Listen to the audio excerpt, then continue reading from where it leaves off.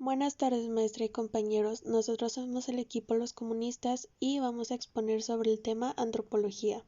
Los integrantes del equipo son Josué Escalante Medellín, Dolores Guadalupe Rubalcaba Salazar, Erika Jocelyn Ortiz Ortiz y Jesús Eduardo Trejo Rodríguez. Las raíces del término. El término antropología procede del latín y significa estudio del hombre.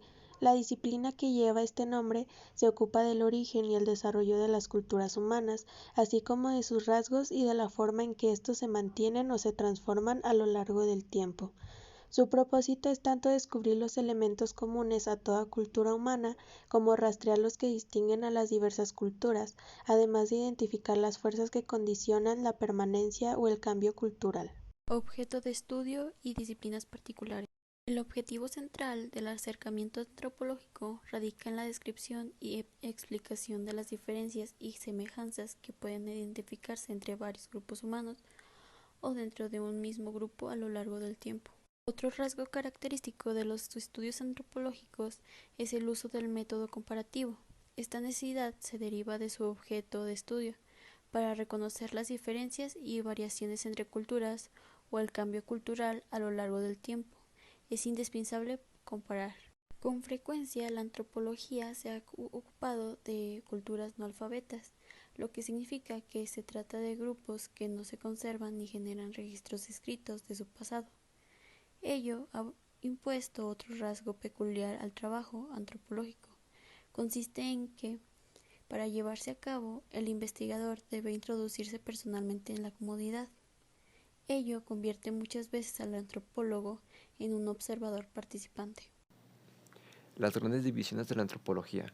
La antropología nació como una disciplina que abarcaba grandes ámbitos de la exploración cultural, los restos materiales de civilizaciones desaparecidas, los cambios biológicos y corporales debido a las necesidades de adaptación al ambiente.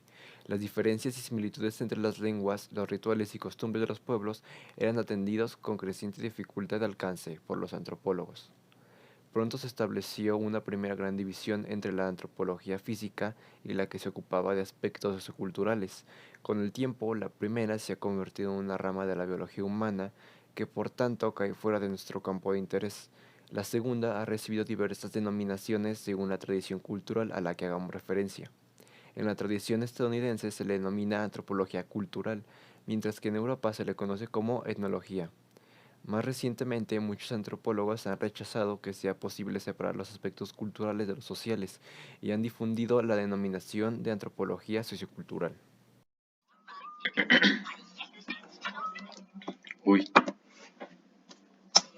La antropología cultural. La antropología cultural es la rama fundamental y más general de la antropología. Su objetivo es el estudio de la cultura humana.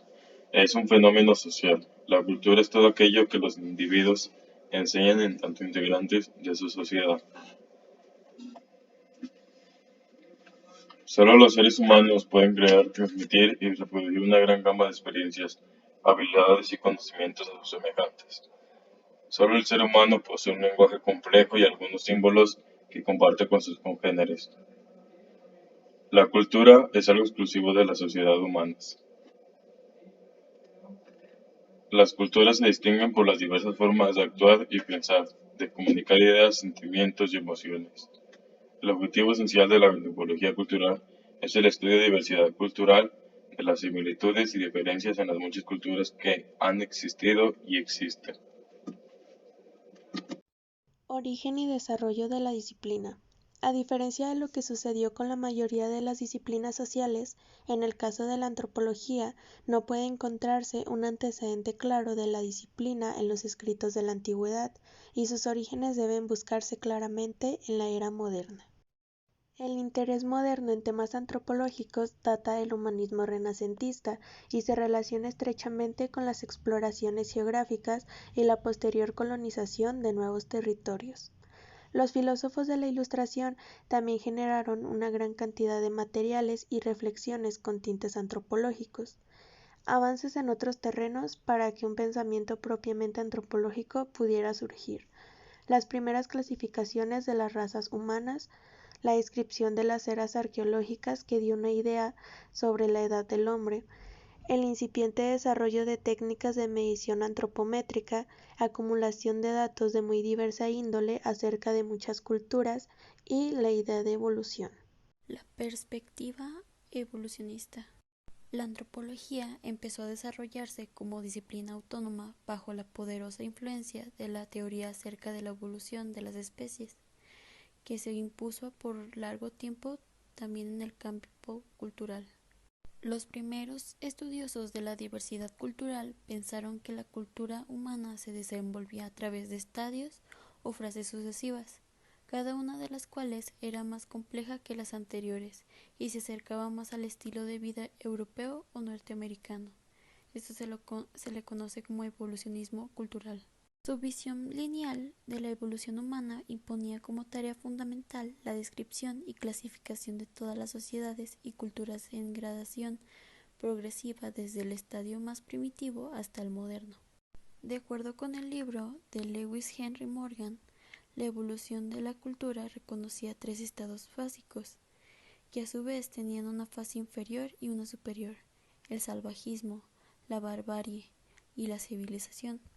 Morgan enfatiza el cambio en las costumbres sexuales, desde la promiscuidad del salvajismo inferior, pasando por la prohibición del apareamiento entre hermanos y luego restricciones más amplias al incesto durante la barbarie, hasta la institución del matrimonio con varias mujeres y finalmente al matrimonio monogámico característico del estadio de civilización. Críticas al evolucionismo y corrientes del siglo XX. El evolucionismo dominó el panorama de la antropología a lo largo de todo el siglo XIX. Sin embargo, desde las últimas décadas de este siglo se dejaron oír críticas crecientes tanto a la calidad de la evidencia que sustentaban sus tesis, como los huecos que dejaba su esquema interpretativo. Por ejemplo, la idea de una evolución lineal frecuentemente impedía comprender la existencia de discontinuidades, es decir, de prácticas culturales que no correspondían al supuesto nivel de evolución que se encontraba en la sociedad. Tampoco permite explicar cómo era posible que un grupo saltara etapas de civilización por la influencia, por ejemplo, el contacto con otra cultura más avanzada. El difusionismo. Dos corrientes importantes se desarrollaron en reacción contra el evolucionismo cultural. La primera de ellas se conoce como difusionismo. Esta corriente, que todavía tiene seguidores en la actualidad, afirma que no hay evidencia que permita demostrar el origen único de todas las culturas y su paso por una secuencia lineal de progreso. En su sentido general, el enfoque difusionista es pertinente y arroja luz sobre un hecho fundamental. La transmisión de rasgos culturales de una sociedad a otra es tan frecuente que en la actualidad casi cualquier elemento de una cultura puede ser rastreado hasta sus orígenes en otra, aunque es frecuente que en las sociedades que están en estrecho contacto se transmitan mutuamente rasgos culturales. También es lo que se resistan este tipo de influencia. Visiones pluralistas, particularismo y relativismo.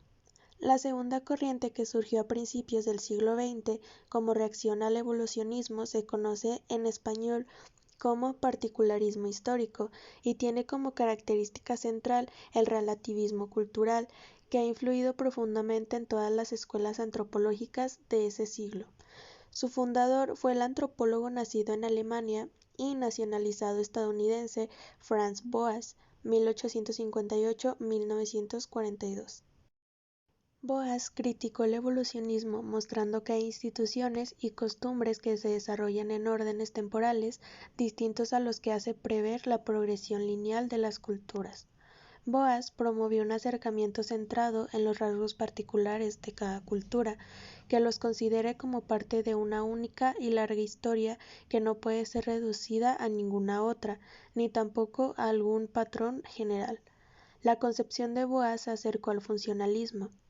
Probablemente la aportación más duradera de Franz Boas es su relativismo cultural, según el cual las culturas de los grupos sociales representan creaciones únicas e irrepetibles.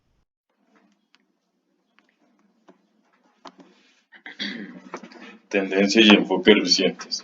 La investigación antropológica de las últimas décadas evidencia una creciente diversidad de intereses y la propagación de cierto eclecticismo teórico. Ha aumentado de manera considerable la capacidad para recabar sistemáticamente cantidad de información acerca de cualquier aspecto de las diversas culturas del mundo.